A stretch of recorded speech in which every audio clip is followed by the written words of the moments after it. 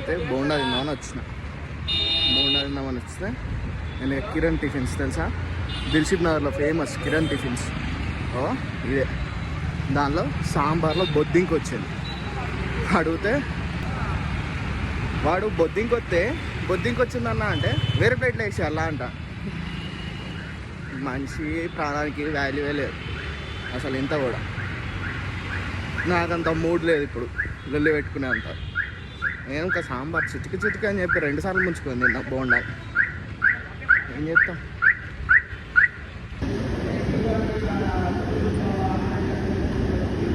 సాంబార్లో